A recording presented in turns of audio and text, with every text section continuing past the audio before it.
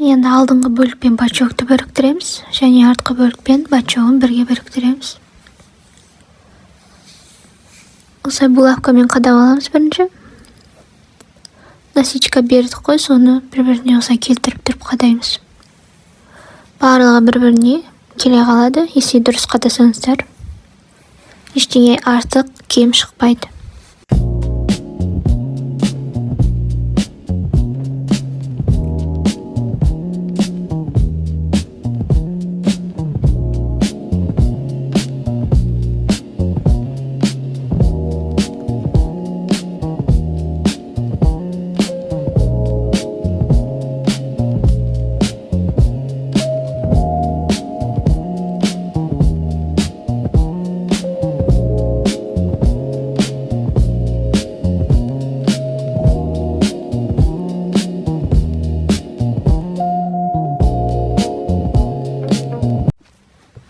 Енді тіккен кезде бачок жоғары қарап тұрады.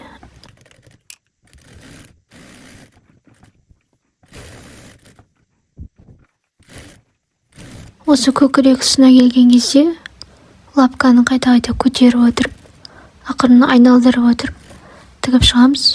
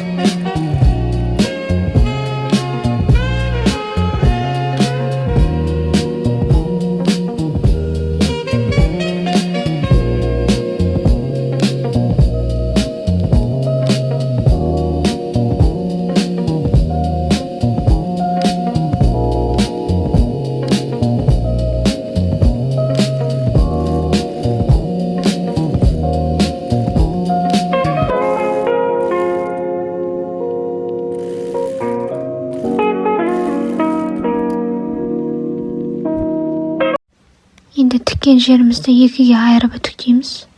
Ол үшін бірінші көкірек тұсына осылай растичка беріп шығамыз. Үтіктеген кезде мыжырайып тыжырайып тұрмас үшін.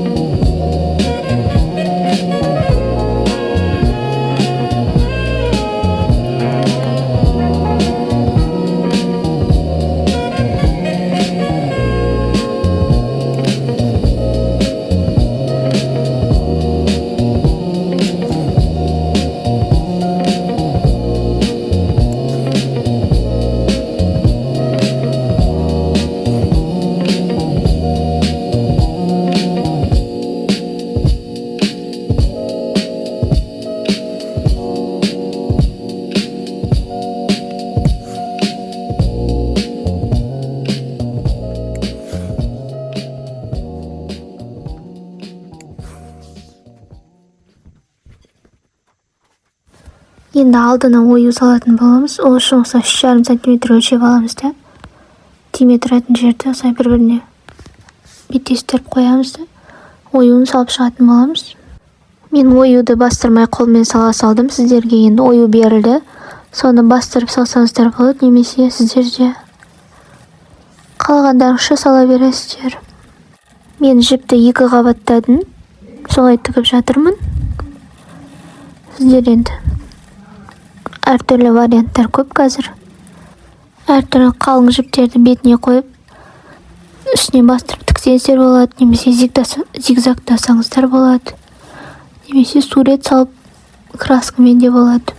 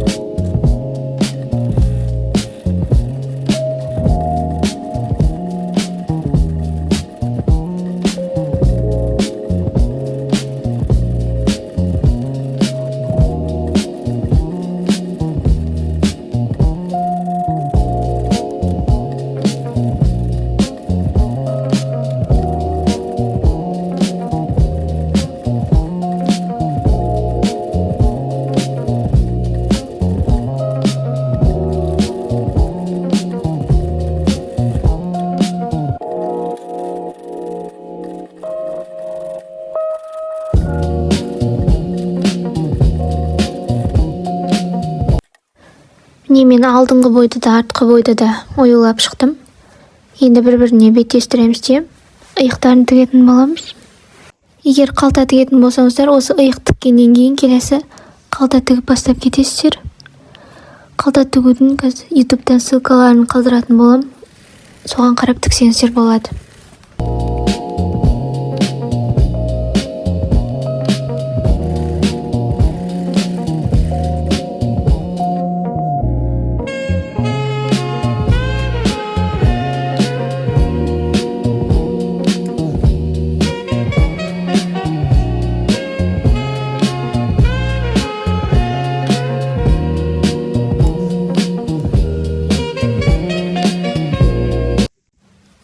Осымен әзірге негізгі матадан пішілген бөліктеріміз дайын. Енді келесі астарын тігетін боламыз.